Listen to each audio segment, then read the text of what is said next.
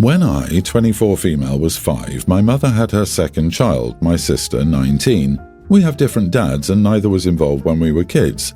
My sister was born prematurely and this is when my mother went from being my mom to being an almost stranger to me. She spent all her time at the hospital with my sister.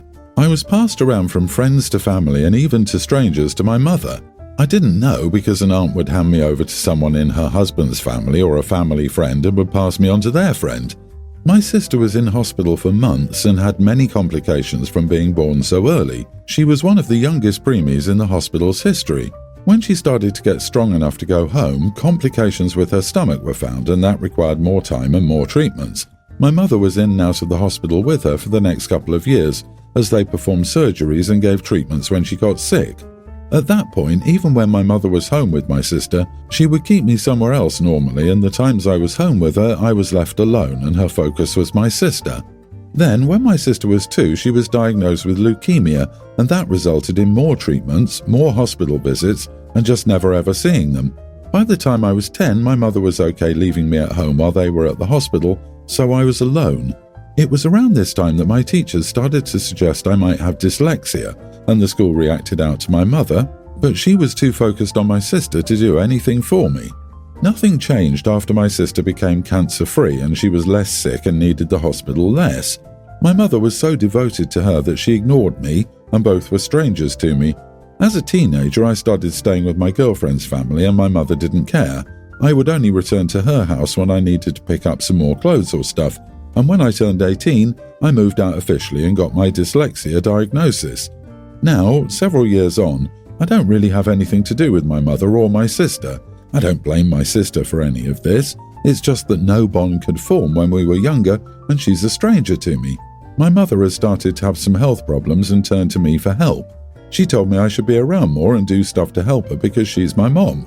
She also said my sister deserved a relationship with me and accused me of punishing my sister for existing. I told her that wasn't true, but we were strangers because of her and my mother. I also told her that she hadn't been my mom since I was 5 and she had no right to ask me to care for her when she hadn't cared for me in almost 20 years. She called me a selfish and spoiled child who never grew up. Am I the idiot? So you're spoiled from being abandoned, from having such a loving mother. Ask her to name just one instance that she's spoiled you in any way. You are not the idiot. How lovely that your mother finally remembered she had another child. What about the rest of the family? Huh? Why is no one helping her? What you said is true. Your mom has never been around for you, unfortunately. Your mom neglected you and this is the result. If your sister wants a relationship with you, which might still be possible, it will be up to her to do the legwork and you'd have to make it clear you don't want anything to do with your mom or your mom getting involved in your relationship. But the sister didn't do anything right either. I suspect that this sister still needs care and mom is thinking OP would make a great caretaker.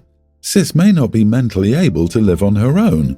It really says it all that mom only reaches out to OP when she has health problems. No apology, empathy or attempt at rebuilding any semblance of a relationship. OP, one of the most common reactions to being correctly called out on a terrible behavior you were unaware of is anger. Your mother knows and you called her on it. The defense mechanism of being angry and hoping that your anger counters their hurt is a real thing, and you just saw it. Tell her you don't blame your sister for how things worked out, it's all your mother's fault and she needs to learn consequences like you had to without a parent being there. Mom abandoned you, so she's not entitled to anything. I do digital portraits mainly as a hobby, but I've gotten a few commissions here and there. A while ago, my boyfriend and I were hanging out with mutual friends, and my boyfriend suggested that I do a portrait as a gift for someone's upcoming birthday. While it was a little annoying to be volunteered by him, I did think it was a good gift idea and went ahead and did it. The next time a birthday in the group came up, my boyfriend made the same suggestion, and as a result, the birthday portrait has become my thing. My boyfriend will get something small since he views the portrait as from us.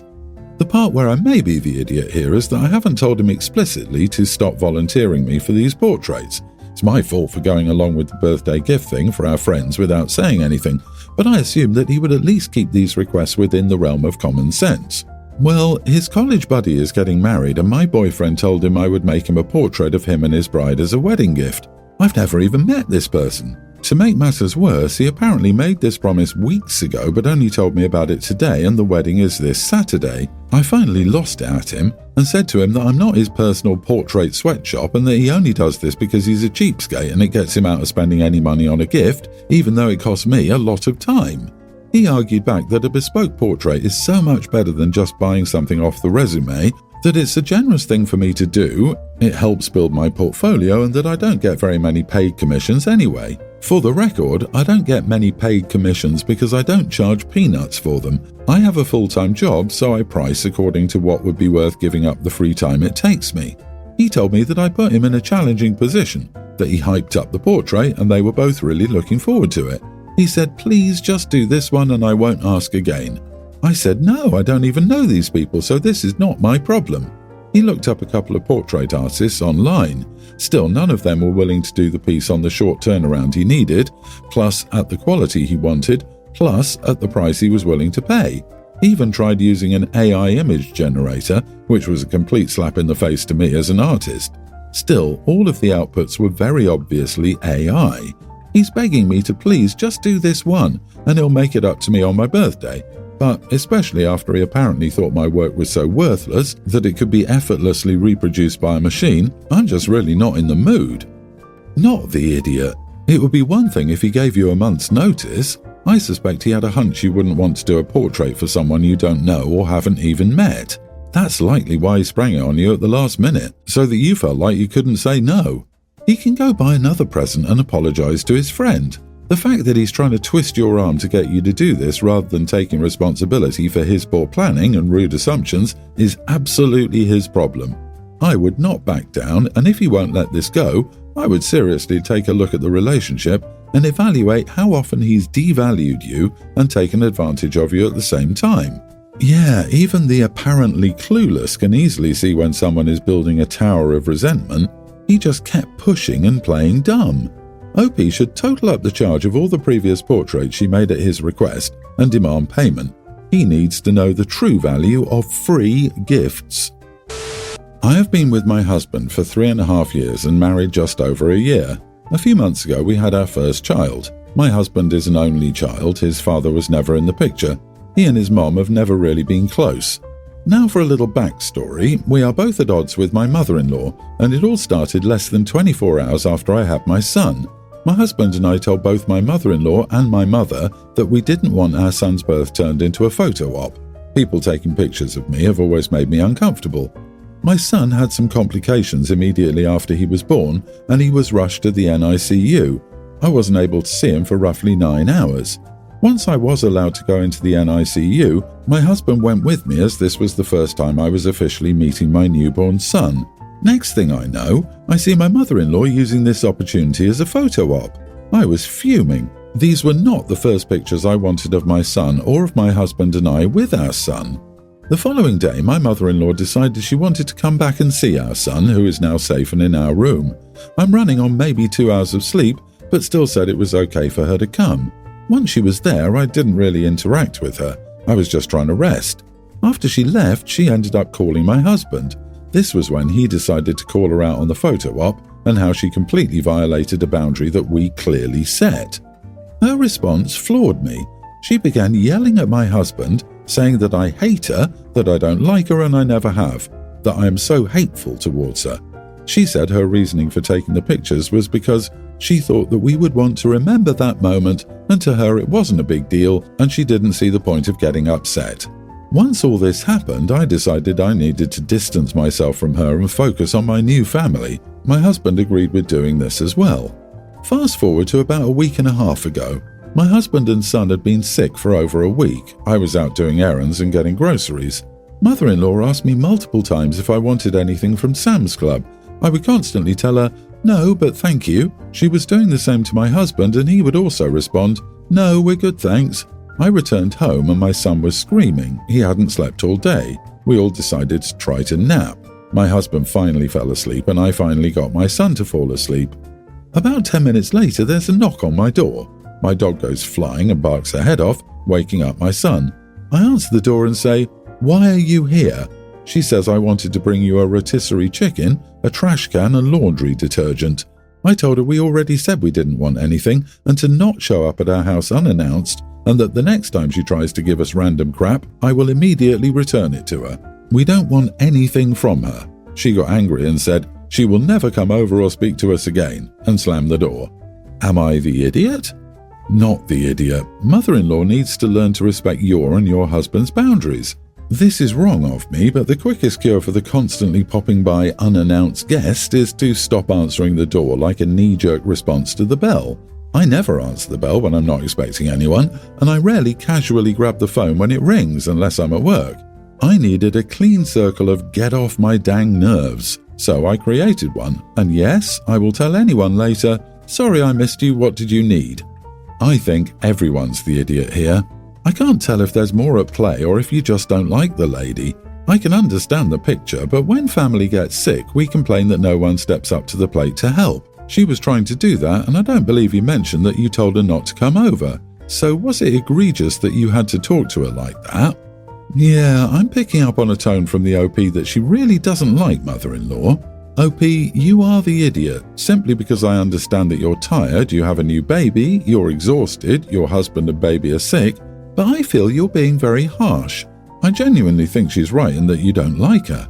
I'm seeing this from her point of view. She probably busted her butt as a single mom to raise her son and is remembering those early times when she would have loved someone to pick up some groceries and wish she could have had photo memories from her birth as well.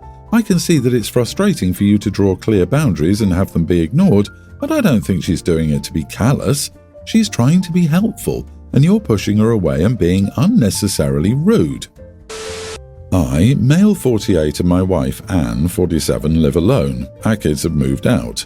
I'm the breadwinner and Anne is the stay-at-home. Now she's the housewife after our youngest moved out last year. What's changed is that she says she's owed for raising our kids and caring for the household. She wants more personal time, less work around the house. So I've basically taken over almost all of the housework, cooking 3 meals, cleaning the house. I'm still working a full-time job, and I've never slacked on chores that I did, such as gardening, hard lifting, etc., and I was never an absent father. I've been bored with it for the past year. Still, she's gotten more abusive, outright berating me in front of the kids when they visit that I'm only good for my strength and don't think about the household at all, while she's doing less of the household work. It's gotten to the point that I just want to relax in the car for a good minute because I only know there's a long list of things to do. Last night she went out with her friends while I slept early for work. This morning I looked for the car key for over 30 minutes, which were not in the drawer we always put them in. I woke her up to ask where she put them, and she grumbled at me to find them myself before going back to sleep. I ended up finding it in her handbag and got to work late. I got home today to her screaming at me for invading her privacy by going through her handbag. I tried telling her that she told me to find them myself, but she kept cutting me off, saying that I should have known better than to dig through her belongings. She has rights, and I should respect them, and wait for her to wake before getting her to find the keys herself. When she said she didn't care if I was late to work, I lost it. Her exact line was, "It's not like we need that stupid money anymore." I yelled back at her that she was entitled and selfish and that the only reason she's been able to enjoy her current time is because of my stupid money. She's been having it far too easy the past year, and if she wants to see what she's owed, she can go back to either working or doing all the chores she's dumped on me. Anne was shell-shocked that I yelled back at her. The rest of the night was quiet, and she's locked herself in our bedroom and hasn't come out. I've called our kids and told them what happened. My daughter agrees with me, but my son says that I may have been too harsh to call her entitled and implied that I undermined her efforts all those years as a stay-at-home mom. They will take turns calling Anne, but now I wonder if I may have been overboard with yelling at her about taking it too easy. Our daughter has suggested couples therapy and said she's going to suggest it to Anne as well. I'm more than willing to do so, as today's encounter made me reflect that I'm getting exhausted and weary of this life. Not the idiot. Your wife sounds messed up. Something is very wrong. This is the time when both of you should be enjoying your life together. Something's wrong. She's either having a midlife crisis or an affair. Find out. The overreaction to finding keys was a giveaway. I almost get the vibes that she's wanted to leave for a while but had stayed for the kids. Now that the kids are gone, she feels like she doesn't have to try anymore and is either trying to push him away on purpose or subconsciously. The relationship is in serious trouble and therapy is a necessity. I've been with my husband for 23 years and he can check my bag and I can check his phone to find the bills he receives and doesn't send me for our society. We have nothing to hide. She wants a divorce, my dear sir. Get ready to be taken for a ride because ain't no way. Get yourself a great attorney and wait for her affair to come about. Alimony will be due, but prepare yourself. Update. Thank you for all your responses. Really. It's gotten me through the past few hours just reading the immense amount of advice, good or bad. Anne came out and we talked a little. She apologised for her comment and I apologised for yelling at her. She said our daughter called and Anne thinks marriage counselling would be good. She asked if she could be alone tonight and we could discuss more tomorrow. I'm taking tomorrow off work so we can work through this. I still trust Anne, so I'm not holding on to any belief that she's cheating on me. I will continue to maintain that and not change my view on that. Again, thank you all.